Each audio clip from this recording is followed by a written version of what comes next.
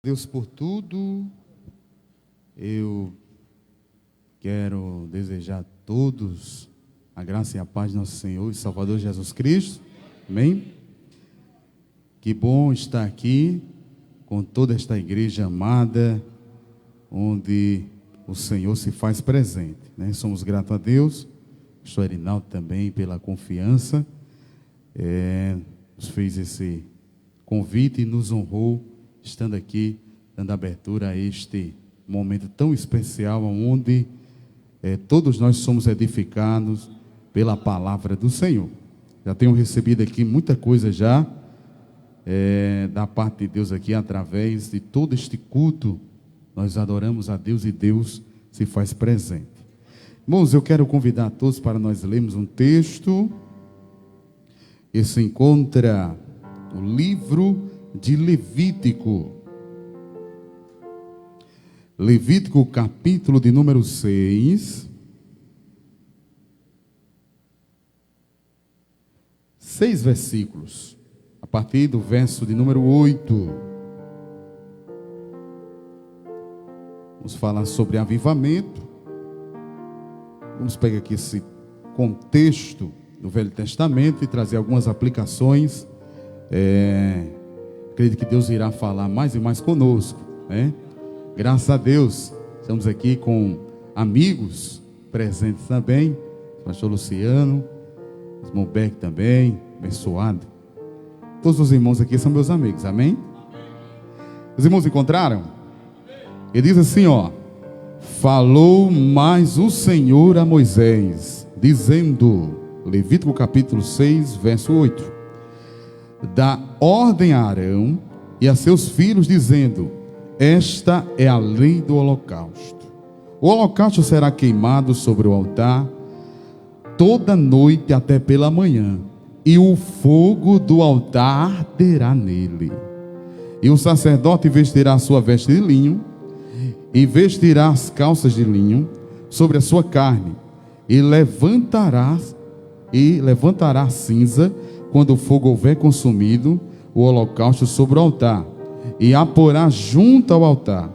Depois despirá suas vestes, e vestirá outras vestes, e levará a cinza fora do arraial para um lugar limpo. O fogo que está sobre o altar arderá nele, não se apagará, mas o sacerdote acenderá lenha nele cada manhã, e sobre ele porá em ordem o holocausto, e sobre ele queimará a gordura das ofertas pacíficas. O fogo arderá continuamente sobre o altar e não se apagará.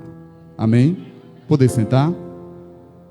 Graças a Deus por este texto, onde podemos aqui aprender, né, o nosso Deus se comunicando com um líder chamado Moisés, deu orientações a ele sobre como o povo deveria adorá-lo em santidade. O que é interessante, irmãos, é que nós não lemos muito assim. Tem alguns livros da Bíblia que nós não lemos tanto, ou não falamos tanto, mas ele tem muita importância. A Bíblia diz que toda palavra é divinamente inspirada por Deus e apta para instruir a cada um de nós. E o que acontece é que, para falar de avivamento, nós temos que falar de consagração. Falando de consagração, nós temos que saber o que Deus quer de nós, como Deus quer, porque tudo já está escrito. Não adianta a gente fazer média, como já foi falado aqui, não adianta a gente querer fazer alguma coisa diferente do que está escrito. Deus já deixou e já determinou algumas coisas para as pessoas manterem o altar aceso.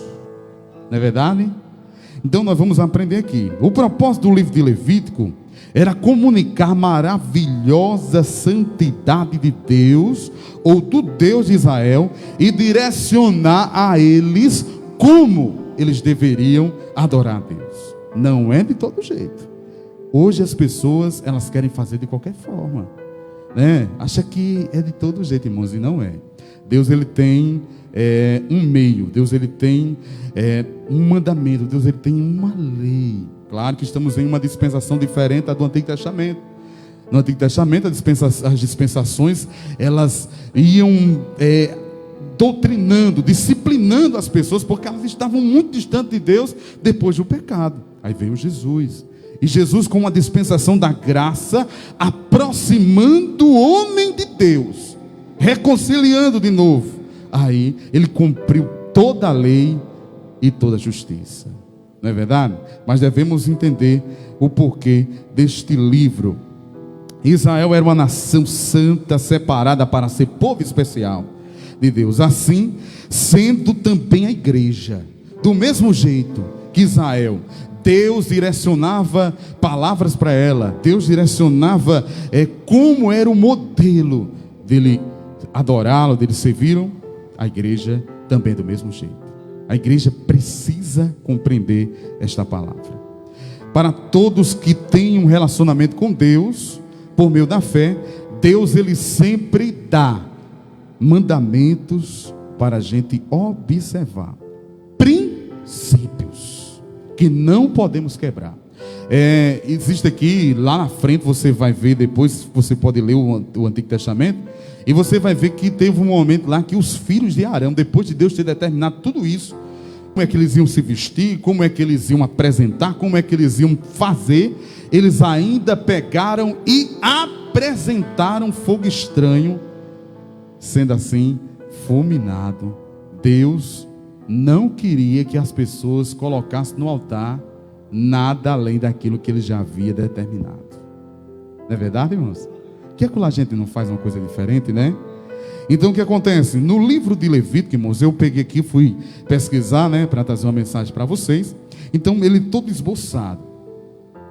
Então você vai encontrar no livro de Levítico a necessidade, algumas necessidades interessantes, para nós também aplicarmos a nossa vida devocional para com Deus. Você vai encontrar no livro de Levítico a necessidade de sacrifício, vai encontrar a necessidade de mediadores e sacerdotes, vai encontrar a necessidade de separação entre o puro e o impuro, vai encontrar também a necessidade de um dia de expiação, um dia de consagração, vai encontrar aqui a necessidade de um viver santo, vai encontrar no livro de Levítico a bênção e a maldição. Deus dizendo como é que as pessoas são abençoadas e como é que as pessoas são amaldiçoadas também. Está lá em Levítico, tá certo?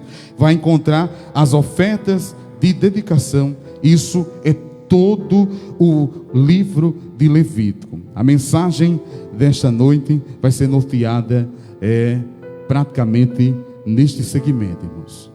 Existe uma responsabilidade que Deus entregou a nós, como homens, como servos, como igreja.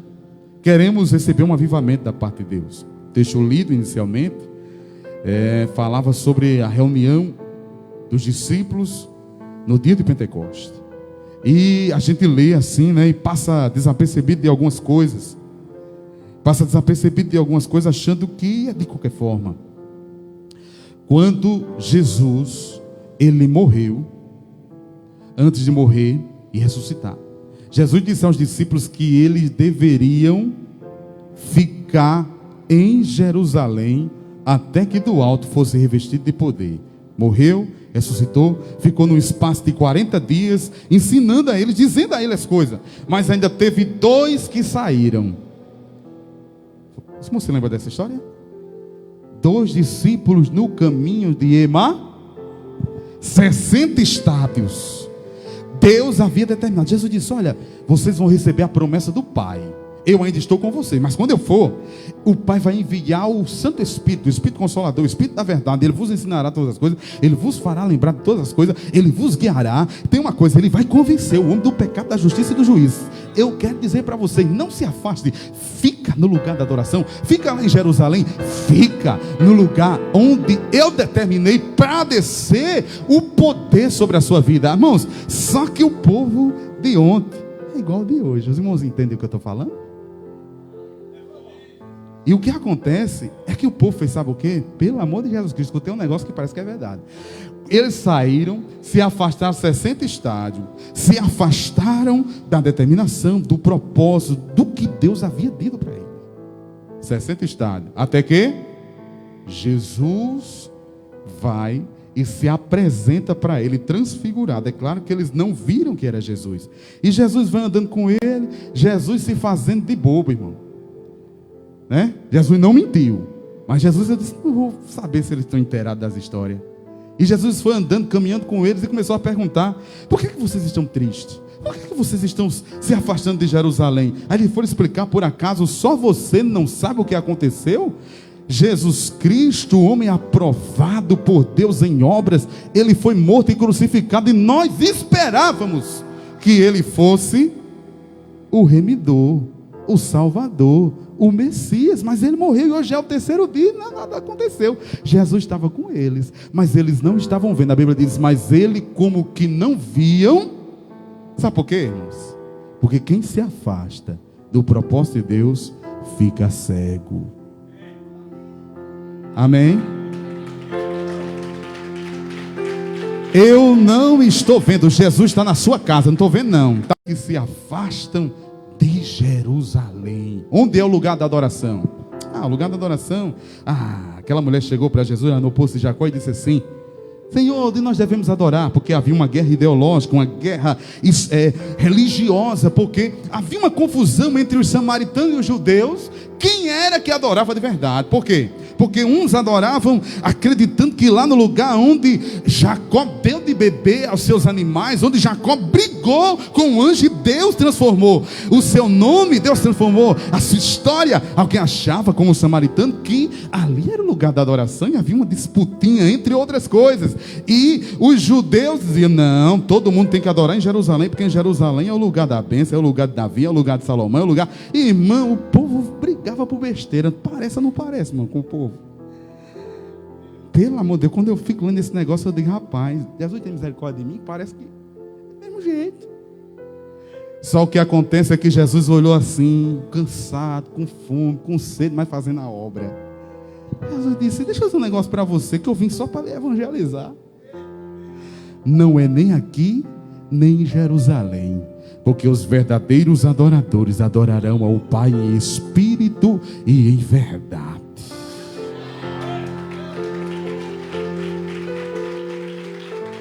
Se for em espírito e em verdade, irmãos, se for em espírito e em verdade, então Jesus já deu uma categoria aqui, ó. Pode ser, pode acontecer, irmãos, e vamos ter cuidado de alguém não estar em espírito e de alguém não estar em verdade. Porque se ele determinou disso, ó, eu vou dizer a categoria, eu vou dizer as características de um verdadeiro adorador. Bonitão, é como eu, é? Amém, irmãos, eu sei. No fundo eu sei. Não é isso, não é estético, é íntimo. Agora só que Deus, ele determinou um lugar de oração. E a minha casa será chamada casa de oração. Você pode entender a mensagem? Muita coisa vem para tirar você do foco. Não vou mais não. É em espírito e em verdade, eu vou ficar na minha casa, eu adoro aqui mesmo. Eu adoro pela internet. Amém, irmão? Está sendo transmitido, não está, irmão? Glória a Deus, você que está pela internet, não se ofenda, adore a Deus aí onde você está. Agora, se você tiver a oportunidade de ir para a igreja, vão, pelo amor de Deus. Não tem nada mais gostoso do que você apegar na mão da pessoa que está do seu lado, dar um abraço, sentir o cheiro do Rexona e dar glória a Deus, irmão. Estamos vivos ou não estamos? Está lá passando, irmãos, os mantos da revelação, nada contra. Mas o que acontece é que você está lá e daqui a pouco você fica distraído, vai passando negócio e chegando aquelas publicações assim, dizendo assim, ó, fulano de tal está entrando, está curtindo, está não sei o quê. Você diz, opa, peraí, eu vou sair do culto e vou para cá. Ninguém está me observando mesmo, meu. E a gente apresenta um culto de todo jeito para Jesus. Irmãos, entendem o que eu falo? Mas vamos lá. Existia, irmãos, naquele período lá, toda uma determinação. Então Jesus, Deus, ele falando a Moisés, ele vai dizer, ó, você vai chamar Arão e os filhos e vai intitulá-los, vai consagrá-los a sacerdote. E o sacerdote, irmãos, dentro de uma aplicação para hoje, somos nós, os salvos em Cristo. São todos aqueles que Deus salvou. Isso está escrito aonde? Apocalipse, capítulo de número 1, versos 5 e 6. Eu vou ler para os irmãos vão entender. Deus deu responsabilidades à igreja. A culpa da coisa não tá andando é da liderança. A culpa do negócio não acontecer é o pastor, é o sacerdote. Ele é, irmão, sacerdote. Mas só que Deus também deu responsabilidade à igreja. Apocalipse, capítulo de número 1, versos 5 e 6. Sabe o que é que diz? E da parte de Jesus Cristo, que é fiel e testemunho, o primogênito dentre os mortos e o príncipe dos reis da terra. O que mais? Aquele que nos amou e em seu sangue nos lavou dos nossos pecados. Verso 6. Nos fez reis e sacerdotes para Deus e Pai. A Ele a glória e o poder para todos sempre. A igreja diga: você é sacerdote. Você é responsável. Deus te deu também uma função. Sacerdote, ele faz o quê? Sacerdote, ele faz o quê? Vamos saber o que é que ele faz? O sacerdote, irmãos, ele serve como mediadores entre o povo e Deus. Você tem uma responsabilidade de orar, não só por você. Tem vários tipos de oração: oração pessoal, oração coletiva, oração pelas pessoas. Você sabia que você está tendo o privilégio de respirar agora? A irmã até que louvou muito bem aqui, tem um dom de Deus aí, minha irmã. Ela disse que quando saia de casa, disse que eu não vou admitir, eu vou adorar a Deus, eu vou buscar a Deus. Irmãos, ela veio para cá e veio louvar a Deus, e aquela oração, aquela adoração, aquele louvor vai entrando na gente, porque Deus colocou responsabilidades.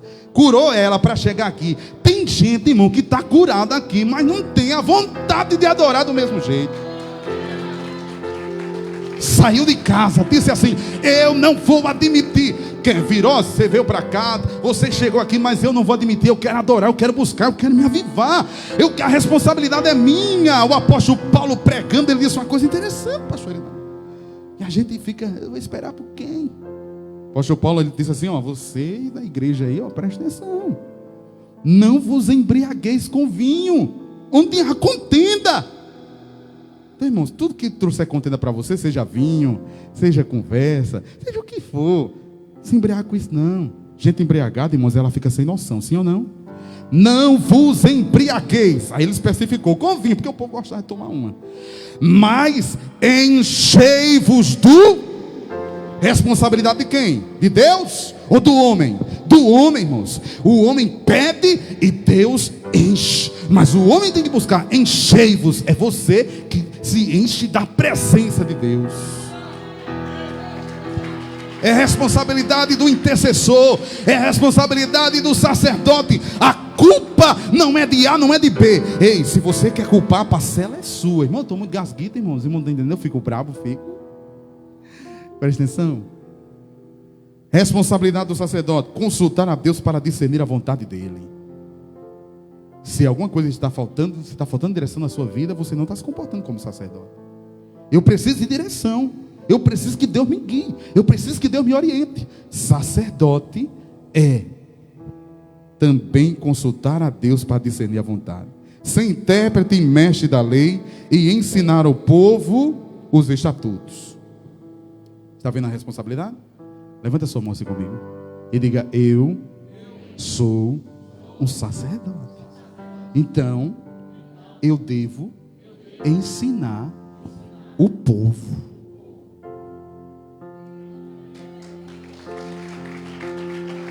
Se Deus deu essa responsabilidade, irmãos, se Deus deu essa responsabilidade, você precisa ensinar. É a função do sacerdote, ensinar. Não, eu não sou professor. Que conversa é essa, irmão? Jesus diz assim: ser-me-eis professores de teologia em toda a Judéia e Samaria. Foi assim? E ser-me-eis minhas testemunhas, tanto em Jerusalém como em toda a Judéia e Samaria, até os confins da terra. Será que você tem alguma coisa que Deus já fez na sua vida? Se você tem, fale. Ai, mas eu tenho preocupação, será que eu estou falando certo? Então estude, tenha uma base e seja sacerdote. A função do sacerdote, irmão, era ministrar as coisas sagradas no tabernáculo. Uma coisa interessante, irmãos, que quando eu estava pesquisando, eu achei engraçado. Os irmãos sabem que eu gosto de coisa engraçada, né, irmão? Eu gosto de rir sozinho. Aí o que acontece é que o sacerdote, quando ele ia, pastor, fazer todo aquele rito da consagração, toda aquela liturgia, ele pegava o sangue do carneiro da consagração e ele colocava esse sangue em alguns cantos do seu corpo. Colocava sobre a ponta da orelha direita. Colocava sobre o dedo polegar direito da mão e o dedo polegar do pé. Porque os irmãos sabem que no Velho Testamento é sombra do Novo, né? Então tudo que acontecia era simbologia. Tem que haver uma interpretação, uma exegese da palavra para você entender. Mas o que acontece é que estudando, eu digo, rapaz, eu tenho que levar uma mensagem para os irmãos. Eu não posso levar qualquer coisa não, porque os irmãos estão todos olhando para mim. Diga aí se eu falar aqui, irmão, coisa feia não dá não. Mas o que acontece é que o sacerdote, quando coloca o sangue do cordeiro na orelha, quer dizer, o ouvido deveria estar atento à voz do Senhor. Era ele colocando, dizendo assim, isso aqui é simbolicamente, eu preciso ouvir a voz de Deus. Pega sangue, coloca na orelha. Eu quero ouvir Deus. Aí ele estava lá dentro da intimidade, todo melado de sangue, o bichinho. Mas ele dizia assim, eu quero ouvir Deus. Será que você está colocando? O que é que você está colocando na sua orelha? Está colocando o quê? Ele colocava sangue. E você? Coloca o quê? Está colocando o quê? Porque o que você coloca, a mensagem que você coloca na orelha, é a mensagem que entra. E quando entra a mensagem do sangue do cordeiro, Deus recebe ou não recebe, irmão? Deus recebe. E Deus fala. Deus fala, Deus fala, Deus fala. Irmãos, Deus não fala como antigamente. Fala do mesmo jeito. Deus não mudou nada, quem mudou foi os homens. Deus está falando até mais, é verdade. Mas a questão é que o povo não coloca mais sangue de cordeiro, não. Tem cera, tem um bocado de coisa, irmão. Mas sangue, pelo não tem não. Colocava sangue também na ponta do seu dedo, da mão, para que o trabalho dele, ele colocando, irmãos, e a oração dele é, estou colocando na orelha para ouvir, estou colocando na mão para trabalhar. Eu quero trabalhar, Senhor. Eu não tenho força, mas eu estou melando a minha mão de sangue, colocando na ponta do dedo, porque eu quero me esforçar para trabalhar. Quando Davi pecou, irmãos, aí Davi foi fazer uma oração linda, oração do arrependimento. Depois de ser repreendido pelo profeta, ele pegou e chegou e foi fazer a oração. E quando ele fez a oração, tem uma partezinha lá que ele diz assim: Senhor, não me lances fora da tua presença, nem retires de mim o teu Espírito Santo. Isso aqui está lá no Salmo 51, do verso 10 em diante. Mas torne a dar-me um espírito reto, um espírito voluntário. Eu quero trabalhar para eu chegar para os pecadores e falar do Senhor para eles. Eu preciso trabalhar. E só trabalha quem tem sangue do cordeiro na mão. Amém? Muito bem, sangue nos pés para correr no serviço celestial. Então o sacerdote, ele tinha todo esse rito, irmãos. Aí o que acontece é que dentro dessa linha também de entendimento, nós vamos falar sobre o altar. E o altar, ele simboliza a nossa vida espiritual. Pessoas que têm altar, irmãos, são pessoas que sempre estão com o avivamento, a chama ardente na sua vida. Altar em dias. Uma coisa interessante, irmãos, é que quando o profeta Elias foi naquele desafio de Elias e os profetas de Baal, os irmãos já leram isso aqui, mas só para dar uma lembrada. Sabe o que aconteceu? Elias zombava daqueles profetas. Elias foi ousado. Mas por que ele zombava? Primeiro, aqueles profetas estavam servindo a um Deus morto. Ele sabia que aquele Deus jamais responderia com fogo. O Deus que responderia com fogo era o Deus de Israel. Mas uma questão, em número 2, é que Elias sabia que o altar daqueles profetas, que era tudo aqueles profetas de Baal, era tudo israelita desviado por Jezabel e Acabe. Tudo Muito crente desviado. E ele sabia, só em observar. Ele está lá observando, foi o desafio, ele ficou observando, ele disse, já sei onde é que está o primeiro erro. O primeiro erro desses profetas aí é que eles estão adorando um Deus que não existe. O primeiro erro. O segundo erro é que o altar está quebrado. Mesmo que esse Deus existisse, não teria possibilidade de ele responder, porque o altar está quebrado. Amém? Então ele observou, experiente, irmãos, ele observou. Tem uma coisa interessante, a Bíblia também vai falar em outras referências, que o adversário, ele possa transfigurar em anjo de luz, e ainda pode fazer com que se manifeste fenômenos. Exemplo, quando Jó foi provado, irmãos, que Deus permitiu que Satanás acabasse com tudo ali. Os irmãos sabem como foi que aconteceu as coisas?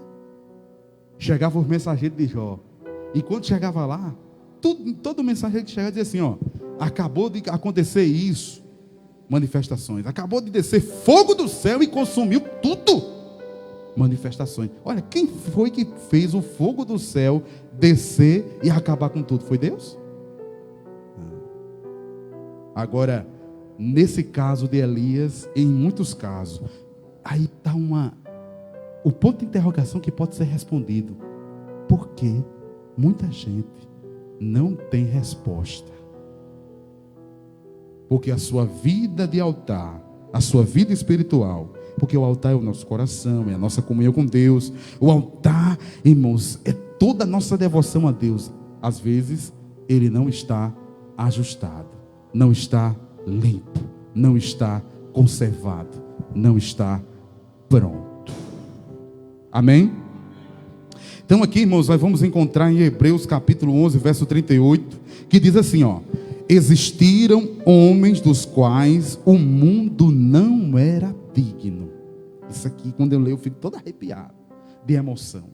Como é que o mundo, existiam pessoas que o mundo não era digno? Existiu.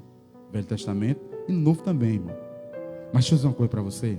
Esse povo aqui, o mundo não era digno deles, não era por nada não, é porque eles tinham altar. Você vai ler a Bíblia, você vê. E Abraão foi passando e levantou um altar. Irmãos, tem uma série de capítulos da Bíblia que Abraão, todo canto que Abraão ia, levantava altar para Deus. Altar, altar, altar. Porque isso dizia para ele, na sua devoção, que ele estava em comunhão com Deus. Pessoas que têm altar em dias têm comunhão com Deus. E essas pessoas, obviamente, experimentam renovação, avivamento, unção, graça da parte de Deus.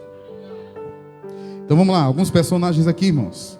Abel, ele tinha um altar. Noé, Abraão, Jacó, Moisés, Josué, Arão, Gideão, Samuel, Davi, Salomão. Salomão teve um período que ele também ficou meio perturbado, não foi? Mas ele tinha altar.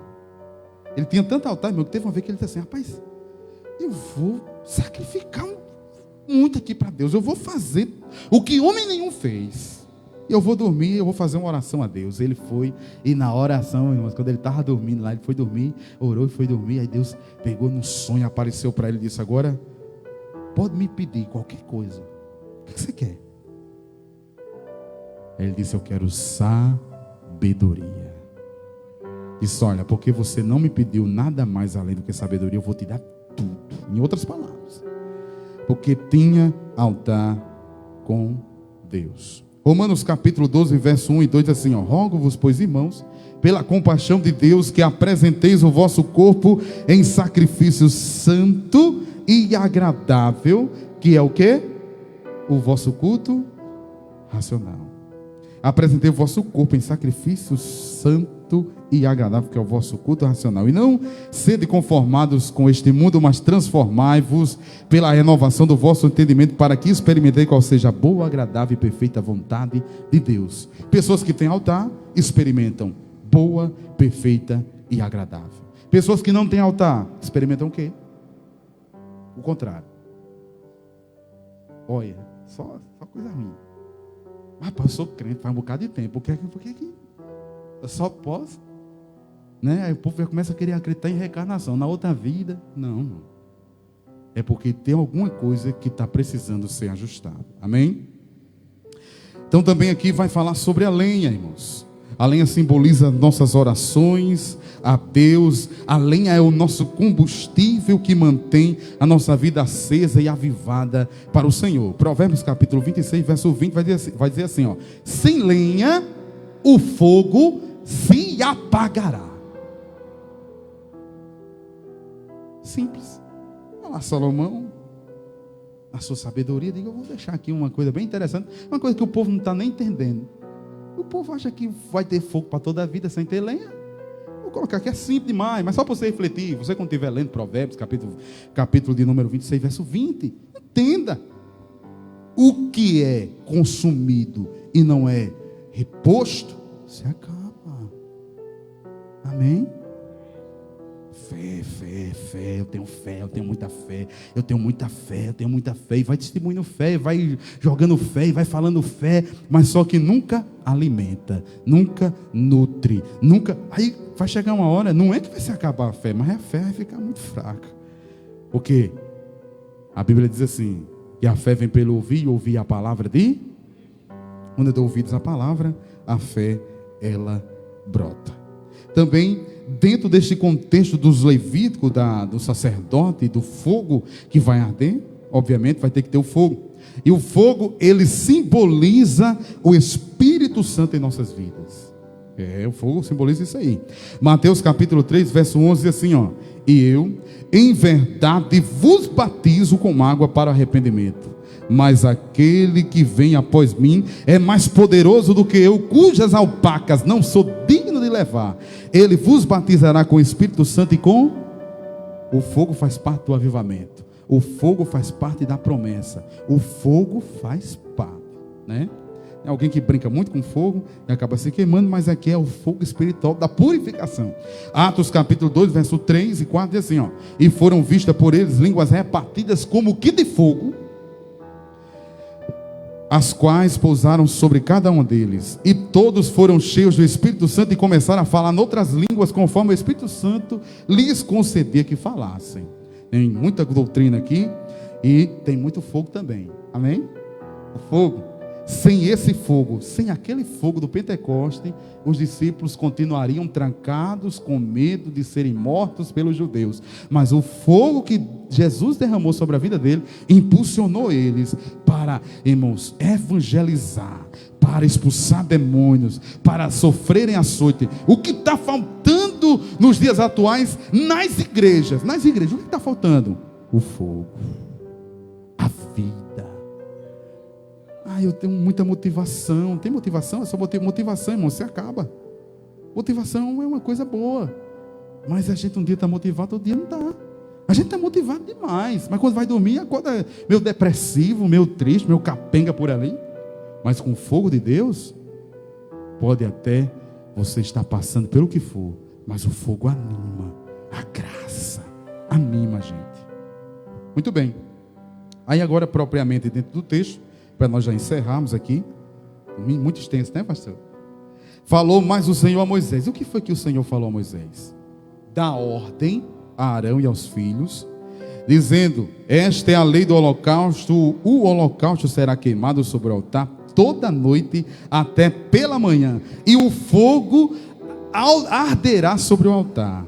Deus aqui, em Levítico capítulo 6, do verso 8 em diante, vai dar algumas exigências para que o seu povo, para que a sua igreja, para que cada um de nós venhamos manter o fogo no altar. Tem exigências aqui, tanto que eu já falei. E a primeira exigência qual é? A primeira exigência, dentro da ordem, sou eu que estou falando, é uma ordem. Primeira, verso 10 do capítulo 6: e o sacerdote vestirá a sua veste de linho, e vestirá a sua calça de linho sobre a sua carne. É a primeira orientação, exigência. Vestes de santidade, vestes brancas. Claro que naquele período ele estava falando literalmente. Vocês vão ter que trocar de roupa. Não é qualquer roupa não, para entrar na minha presença não. Era literal. E hoje? O que é que isso remete para os dias atuais?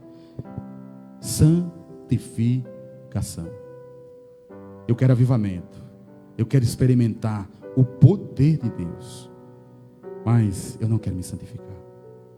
Eu não quero ter uma vida separada. Eu quero ficar na presença de Deus de todo jeito. É? Não. Não pode. Deus exigiu uma exigência. Para manter o fogo aceso, não é só colocar lenha, não é só fazer o fogo, não é só abanar. Não.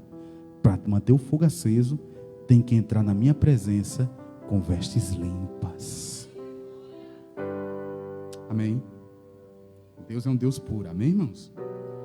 Êxodo capítulo 28, verso 2 vai dizer assim, e farás vestes santas, vestes sagradas a Arão, teu irmão, para glória e ornamento. Deus já disse, as vestes vão ter que ser santificadas.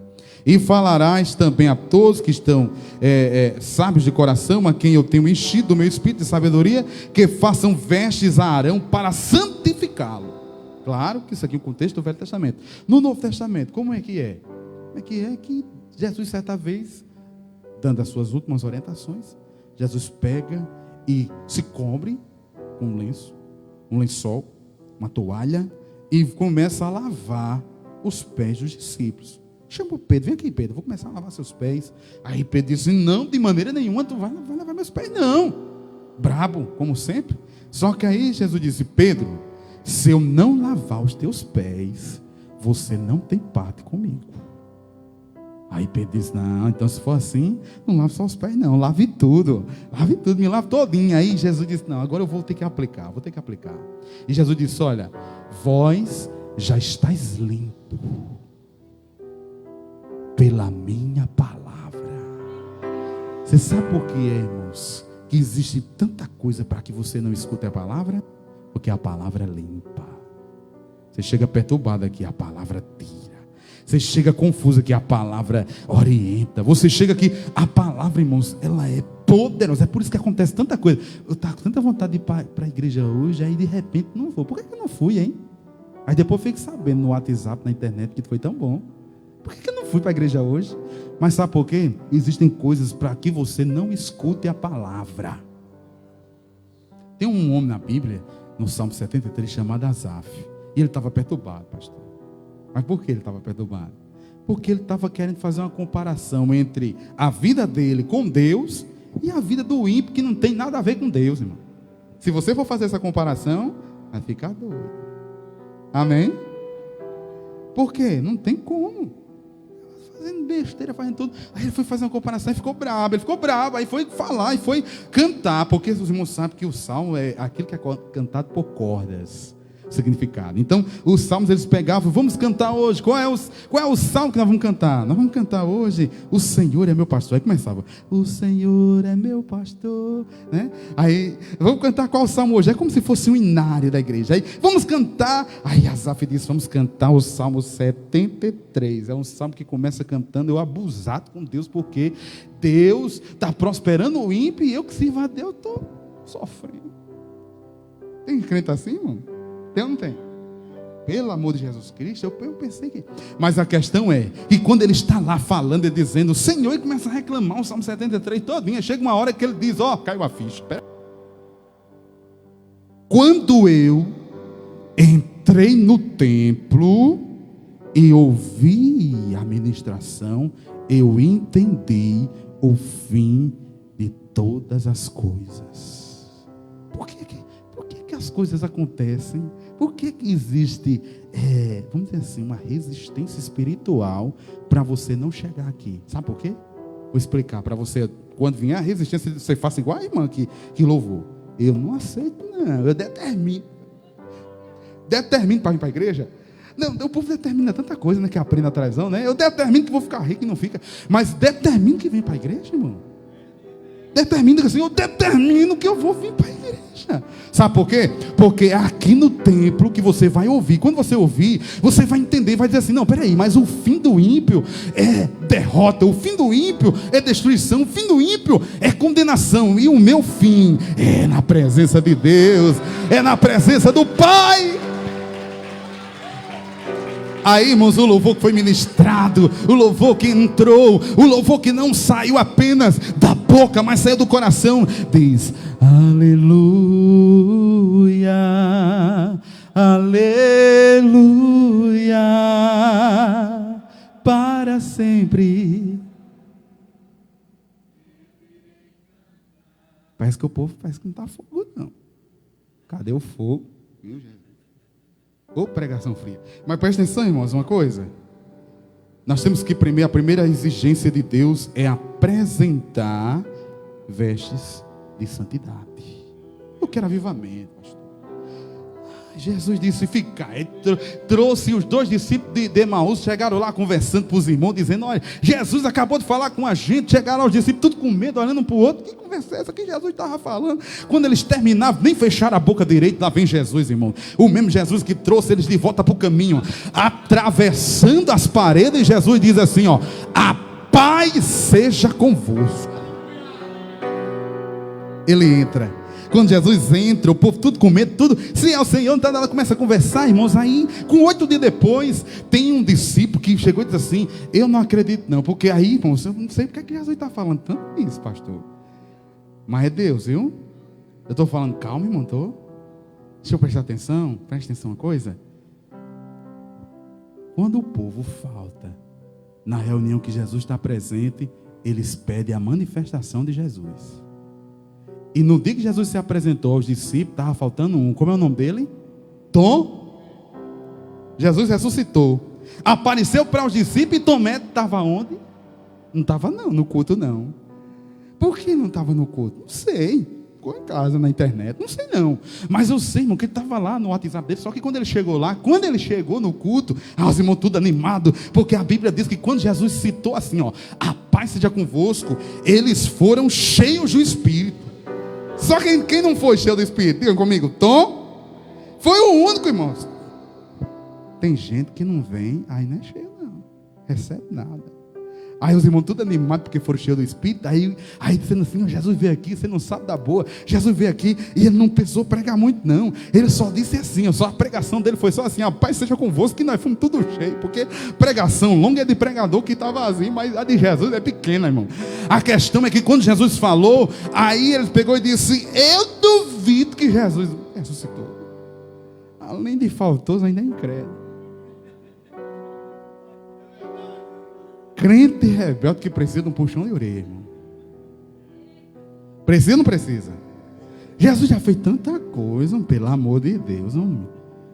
Você ainda não entendeu que Jesus está vivo, que ressuscitou ao 3º dia, que ele morreu por você, que o sangue dele foi derramado sobre a sua vida, que você tem o seu nome escrito no livro da vida, que ninguém pode apagar. Você não entendeu ainda não? Você já entendeu? Já? Se você não entendeu, irmão, pelo amor de Deus, é primo de Tomé, não é? Parece que é genético esse negócio, pastor. A questão é que Jesus, eu gosto de Jesus. Irmão, quem gosta de Jesus aqui, diga aleluia. Irmão, eu gosto de Jesus, porque Jesus gosta de crente trabalhoso. Eu desistia na hora, eu dizia: não quero mais conversa com esse canto, não quero nada. Eu não quero mais saber, mas Jesus não. Sabe o que Jesus fez? Ele dizendo assim: eu só acredito se Jesus aparecer e mostrar os furos na mão. Eu só acredito se Jesus aparecer e mostrar o furo do lado. Jesus escutou. Espera aí, eu não vou aparecer amanhã não, para não dar corda, porque ele está muito enxerido. Eu vou aparecer com 8 dias depois. Você vai ler lá em João capítulo 20, uma coisa assim, irmão. A questão é que quando Jesus já apareceu, não foi conversar com mais ninguém. Jesus já foi aparecendo e conversando com o incrédulo, e dizendo assim: vem aqui, vem aqui, vem aqui. Toque aqui para você saber que eu sou Jesus. Toque aqui, vai.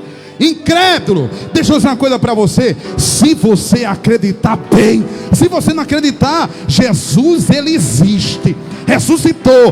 Toque aqui, ó, toque aqui. Ele é poderoso. Pastor, eu quero fazer um desafio aqui. Eu não sei quem é, mas tem um incrédulo que está me escutando. Eu acredito que deve ser lá na internet. É lá. Você, eu vou olhar para lá. Está me vendo aí? O meu olho está grande ou está pequeno, meu irmão? Você que é incrédulo e que está duvidando lembrando da ressurreição de Cristo, eu quero dizer para você que esses dias, a palavra profética que Deus entrega no coração, é que Ele vai se apresentar nesta situação, e você irá ver, compreender o milagre da salvação na sua casa, porque Ele existe, Ele ressuscitou, ao terceiro dia salvou a nossa vida. Espírito de Deus está aqui, irmãos. Tem incrédulo que vai tocar nas chagas, nas feridas de Jesus. Se prepare para ter um avivamento na sua vida pessoal. E só tem avivamento quem se encontra com Jesus. Sem se encontrar com Jesus, irmão, é meia conversa, é ensinado. Tem um livro aí, que eu não vou citar o nome para eu não dar ibope. E também eu não estou ganhando nada, né, com isso. Tá, né? Mas a questão é que tem um livro aí que está ensinando lá até como você fala línguas. Tem. A editora fulana de tal. Eu vi e tem até um rapaz que estava embaraçado perto de mim. Chegou com o livro, eu digo, olha, que interessante. Tem um negócio aqui, olha, não presta atenção. Eu digo, homem, isso aí era um negócio de chupa pastilha. Irmão, um negócio terrível. Chupa a pastilha. Eu digo, homem, pelo amor de homem, todo mundo pode falar isso aqui. Agora, eu quero que você interprete essa. Quando eu estiver adorando a Deus, que Deus encher a minha vida, e quando Ele começar a falar, irmão, que interessante é que eu escutei um negócio desses dias. Eu posso falar, pastor, ainda posso? Sabe o que aconteceu? Aconteceu que eu escutei uma história. Isso aqui, se for mentira, é mentira da pessoa. Diz que certa vez um pastor, ele estava muito necessitado, a igreja estava passando uma luta, e toda a igreja, né, os irmãos sabem que sempre tem desafio, nós temos desafio, nem sempre as coisas são flores, existem espinhos. Jesus também enfrentou espinhos, e ele começou a fazer uma campanha de oração para Jesus salvar na igreja e prosperar. Agora tem que salvar o pai dele, desse pastor, que era rico. Ele disse, não, se meu pai aceitar Jesus, vai dar tudo certo aqui. Só que o pai dele era incrédulo, gostava de Jesus não, e dizia que o povo, sabe? Aí esse pastor começou a orar. Aí teve um dia que chegou uma mendiga na igreja. Sei quantos dias de oração, quem aceitou a Jesus foi a mendiga. O pastor disse, não estou acreditando não, Jesus só pode estar brincando comigo. Vou pedir para 2 agora. Vai ter que assumir agora, porque os irmãos sabem que pastor tem que assumir ovelha. A bichinha chegou, teve que vestir, teve que orientar, teve tudo direitinho, irmão. E aquela mulher lá, meu Deus do céu, todo dia na porta do pastor orientando direitinho, até que essa mulher foi batizada com o Espírito Santo. Ela não leu no livro não, ela foi batizada com o Espírito Santo. Aí ele convidou um dia o pai dele para ir para o culto. E quando o pai dele estava lá no culto, ele disse, não, meu pai incrédulo, ele não recebe palavra, ele já me viu. Ele até disse, meu filho, abandone isso e vá trabalhar, que isso não tem futuro, negócio de pastor, tudo não sei o que e tal.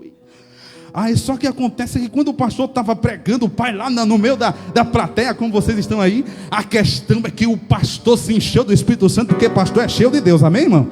A questão é que quando ele estava lá, irmão, pregando, ele esqueceu do pai, esqueceu de todo mundo. Ele só via Jesus, a nuvem, o Espírito Santo da graça descendo.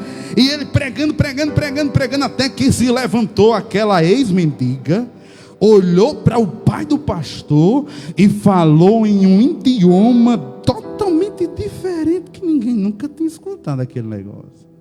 E haja o pai chorar, até que o pastor se voltou e disse, rapaz, não estou acreditando não, agora é que vai estar tudo errado mesmo. Terminou, o pai chegou em lágrimas, choroso, e disse, meu filho, por que você não me disse? O que, pai? Por que você não me falou há mais tempo? O que? Que você está devendo. E quem foi que disse que eu estou devendo?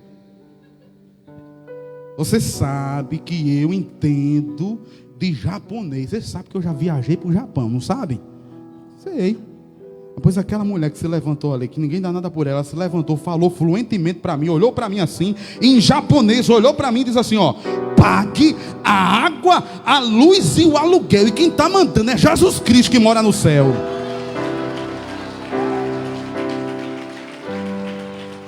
Irmão, eu fiquei todo arrepiado quando eu escutei esse negócio. Eu digo, eu vou falar na pregação, porque eu acredito que Jesus não é negócio de livro, não é de verdade. Amém? Jesus conhece a nossa vida. A segunda exigência, irmãos, que Jesus nos dá é a exigência de tirar do nosso altar a cinza. Primeiro, santidade. Segundo, sim. Verso de número 11: depois de expirar suas vestes e vestirá outras vestes, levará a cinza fora do arraial para um lugar limpo. Deus não quer que a nossa vida, vamos lá, o que é altar? Altar é a nossa vida espiritual, altar é o nosso coração, altar é a nossa comunhão com Deus, como eu já falei bem rapidinho. Mas o que acontece é que tem muita gente, irmãos, que ele tem até altar, mas está cheio de cinza. E cinza é resquício. Cinza é um fogo que queimou e não queima mais. Cinza quer dizer que foi um fogo, era uma lenha que pegou fogo e que agora é o passado do fogo. Não entendo o que eu estou falando, é muito filosófico, né? Mas deixa eu dizer uma coisa para você: existem pregadores de cinza, existem cantores de cinza, existem ministros de cinza, sacerdotes de cinza, crente de cinza, irmão. Não tem mais fogo não, é só cinza. Tantos anos atrás, 20 anos atrás, se eu soubesse como é que eu fazia as coisas, eu quase que voava. Só cinza. Deus ainda faz. Deus ainda faz. É o mesmo Deus. O que tá faltando é: tire a cinza do altar. É a segunda exigência. Você quer avivamento? Você quer fogo? Tire a cinza do altar. Tem coisa que está atrapalhando. Eu escutei um palestrante aí motivacional, irmão. Eu achei interessante essas coisas. Ele diz assim, ó: eu parei com esse negócio de dar a volta por cima. Eu parei com esse negócio de dar a volta. Eu digo, rapaz, vou escutar esse camarada, porque pode ser que tenha um negócio aí que eu entenda. O negócio de dar a volta por cima. Eu parei. Meu negócio agora não é dar a volta por cima. Meu negócio agora é seguir em frente. Eu digo, opa, já deu certo. Já deu certo, é uma filosofia diferente. Porque dar a volta, realmente, ele diz, é verdade. O povo de Israel deu volta demais, pastor. Eu rodou 40 anos.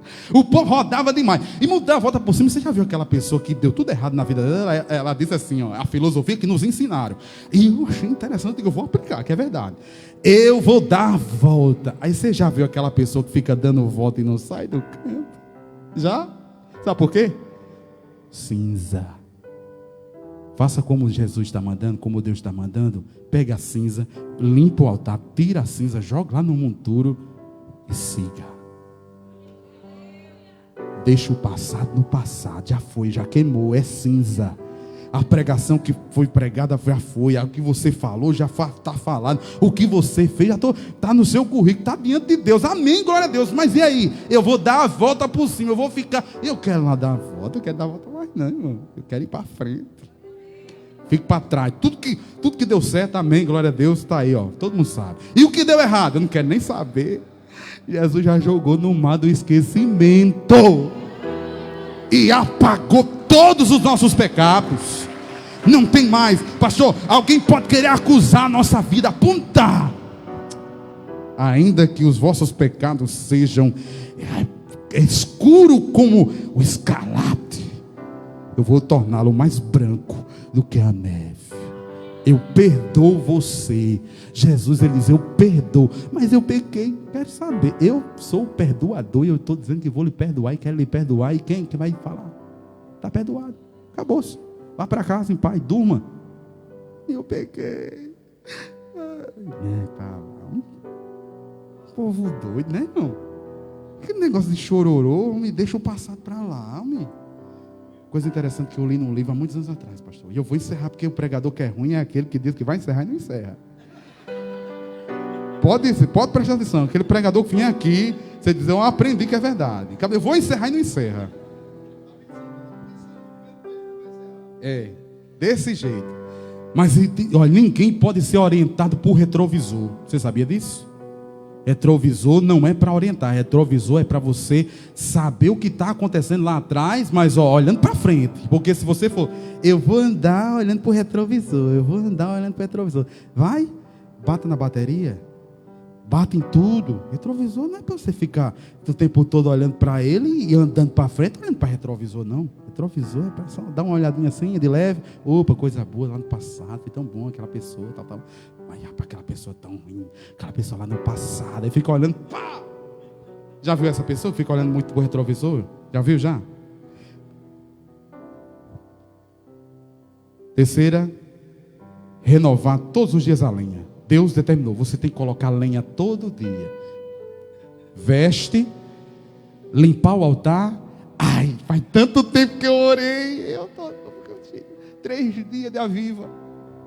Eu vou ficar cheia, igual a Elias. Comeu pão, comeu água. O anjo mandou do céu, Deus mandou o anjo trazer. Ficou 40 dias e 40 noites andando com aquele comer. Tem crente, pastor, sabe? Pastor, vou dizer um negócio, eu digo. Tem crente que faz mais de 40 dias, que ainda está só com alimentação ainda, pão e água. Não sei quanto tempo que comeram, que beberam, ainda estão com esse negócio ainda, sabe? Mas qual foi o final de Elias, depois que comeu? Ficou 40 dias e 40 noites, e depois? Depressão, caverna, abatido. Por quê? Porque a lenha tem que ser colocada todo. Onde é que está escrito isso? O 12, do capítulo 6. O fogo que está no altar tem que, não vai se apagar, não se apagará, mas o sacerdote acenderá nele cada manhã. Todo dia. Todo dia você tem que limpar o altar. Todo dia limpa o coração. Todo dia coloque veste de santidade. E todo dia coloque lenha. Amém. Acho que é só isso mesmo. Amém. Eu quero agradecer, irmãos, a oportunidade, no nome de Jesus. E quer dizer tão somente uma coisa: para ter uma vida avivada, é preciso obedecer às exigências de Deus. Eu digo amém e graças a Deus.